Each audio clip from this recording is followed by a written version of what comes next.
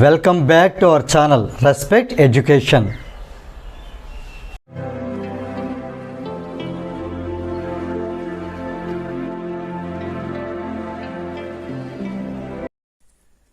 ఈ వీడియోలో మనం ఎక్సర్సైజ్ 8Cలో క్వశ్చన్ నెంబర్ 10 ఎలా సాల్వ్ చేయాలో నేర్చుకోబోతున్నాం.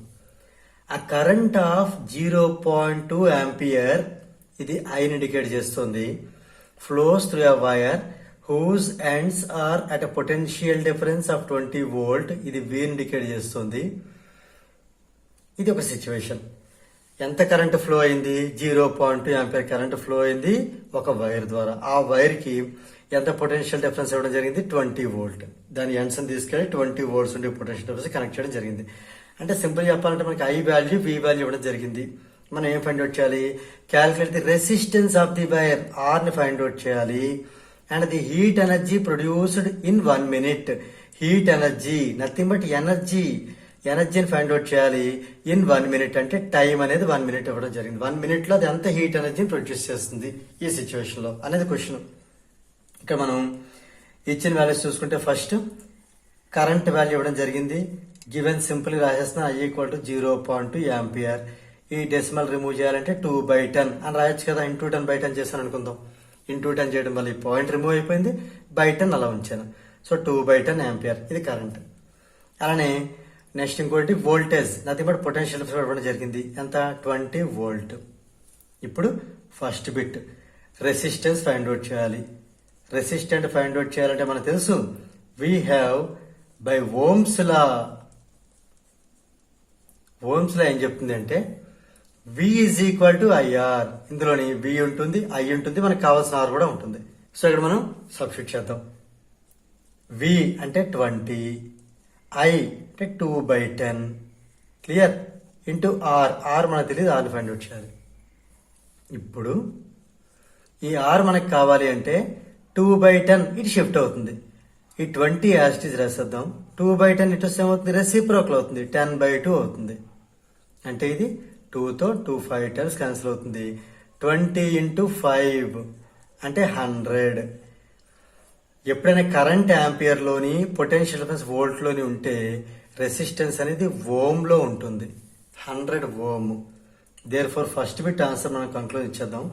The resistance of the wire is 100 ohm. ఇప్పుడు సెకండ్ బిట్ చూద్దాం. Heat energy produced in 1 minute.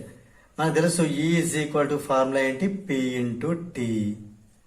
Okay, ఈ ఉన్న characters V, I and R తో వీటితో సంబంధించి మనకి పవర్ ఉండే ఫార్ములా ఈజీ ఫార్ములా తెలుసు మనకి. P = V × I. P ని మనం V × I తో రీప్లేస్ చేసేద్దాం. ఇంటూ ఈ టైం T అలా ఉంచుదాం. ఇప్పుడు V అనేది 20 వోల్ట్, 20 వోల్ట్. I అనేది 2/10 ఆంపియర్, 2/10 ఆంపియర్. టైం అనేది 1 minute, 1 minute. ఇక్కడ మనం చాలా జాగ్రత్తగా యూనిట్స్ అని చాలా జాగ్రత్తగా అబ్జర్వ్ చేయండి. ఈ V పొటెన్షియల్ డిఫరెన్స్ అనేది వోల్ట్ లో ఉండి కరెంట్ అనేది ఆంపియర్ లో ఉంటే ఈ ప్రోడక్ట్ మనకి వాట్ లో రావడం జరుగుతుంది. వాట్ అంటే ఎంతవరకు సింప్లిఫై చేద్దాం. ఈ జీరో క్యాన్సిల్ చేసేద్దాం. 2 2s are 4, 4/1 is 4. అంటే 4 V × A nothing but what గా మారింది. ఎప్పుడైతే పవర్ వాట్ లో ఉందో ఇది మనకి సెకండ్ లో కన్వర్ట్ చేసుకుంటే జౌల్ లో మారుతుంది మనకి ఎనర్జీ అనేది. ఈ 1 minute అంటే అంత మనకి 60 seconds. క్లియర్? అంటే 4 × 60, 4 6 are 24. ఈ జీరో యాజ్ రాసేద్దాం. 240 వాట్ సెకండ్. 240 వాట్ సెకండ్ ఏమని రాయొచ్చు అని చెప్పాను? జూల్ అని రాయొచ్చు. Clear? Therefore the heat energy produced in 1 minute is 240 joule. So దీంతో మనకి ఈ క్వశ్చన్ నెంబర్ 10 అనేది కంప్లీట్ అయింది. If you feel this video is helpful to you, please like, share and subscribe our channel.